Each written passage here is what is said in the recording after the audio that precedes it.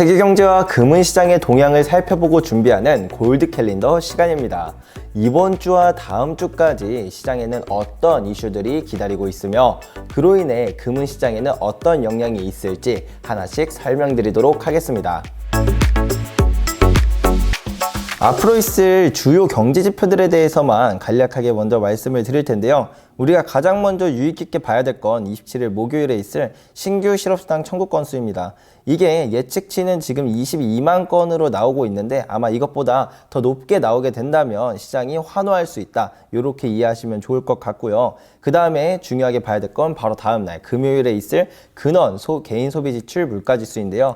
이거는 지금 5.2%로 나옵니다. 지난달에는 4.9%였는데 더 전문가들은 이번 달에 더 올라갈 것으로 예측을 하고 있어요. 근데 만약에 이 예측치만큼만이라도 나온다면 그러면은 지난달보다 물가가 더 높게 올라갔다는 뜻이니까 그럼 연준의 긴축 기조도 더 심해진다고 생각해서 시장은 안 좋게 받아들일 수 있기 때문에 이 예측치보다 낮아지는 것에 더 집중을 해볼 필요가 있습니다. 그리고 11월 3일 어떻게 보면 가장 중요한 경제 지표가 발표가 되죠. FOMC 회의가 있는데요. 여기서는 금리를 얼마나 올릴 것인가에 대한 결정도 있겠지만 그것을 포함해 연준의 통화정책의 방향성도 제시해 줄 텐데요. 이게 긴축에 대한 기조가 조금이라도 변화가 있는지 요거를 살펴보는 게 가장 중요할 것 같습니다.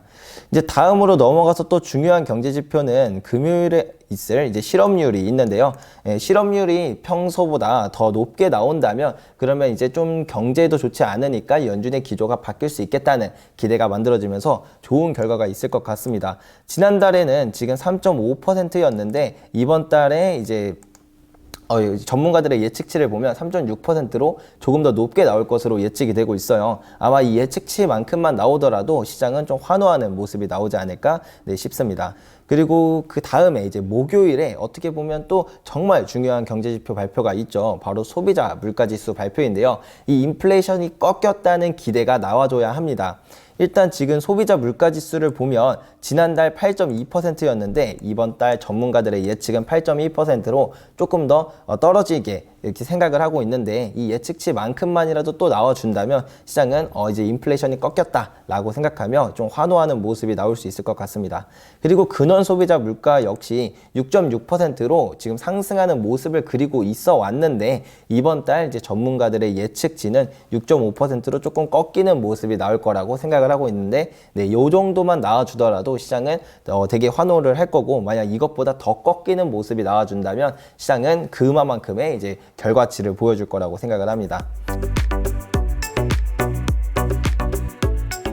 이번 주 발표될 지표 중에서 우리가 유의 깊게 봐야 하는 것은 27일 목요일에 있을 신규 실업수당 청구 건수입니다. 신규 실업수당 청구 건수는 지난주에 처음으로 실업수당을 신청한 사람의 수를 의미하는데요. 이게 높다는 것은 그만큼 고용시장에 경제적으로 문제가 많다는 것이겠죠.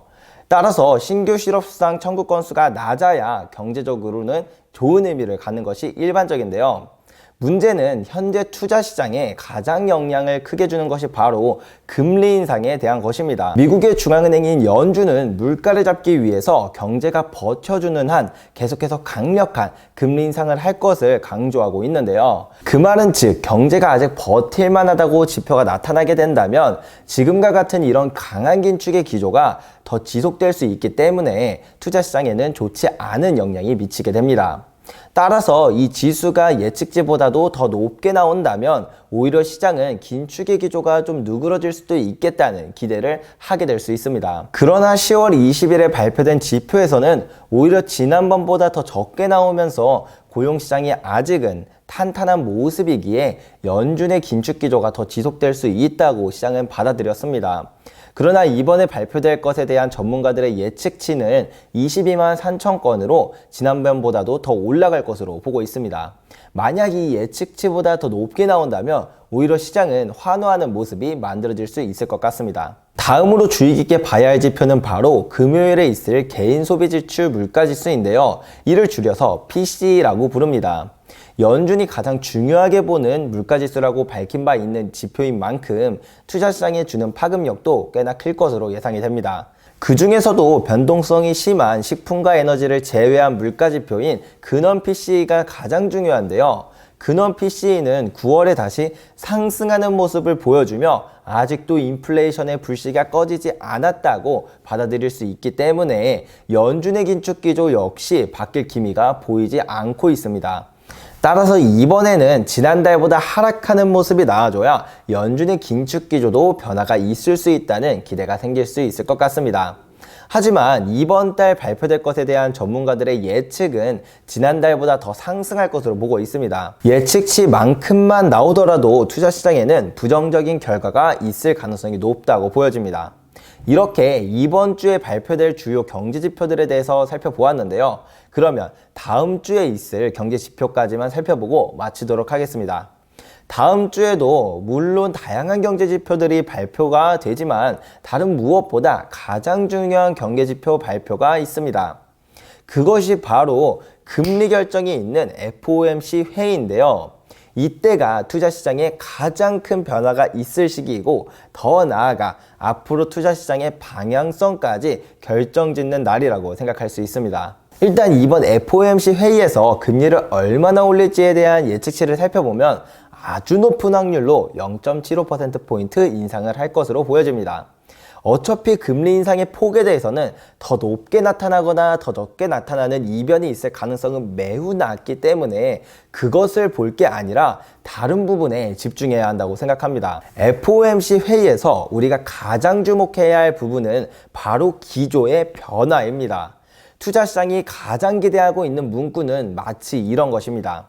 우리가 이번에는 일단 0.75%포인트 인상을 하긴 했는데 앞으로는 금리 인상의 속도를 좀 조절해야겠다고 생각합니다. 라고 말하는 연준을 아주 기대하고 있습니다.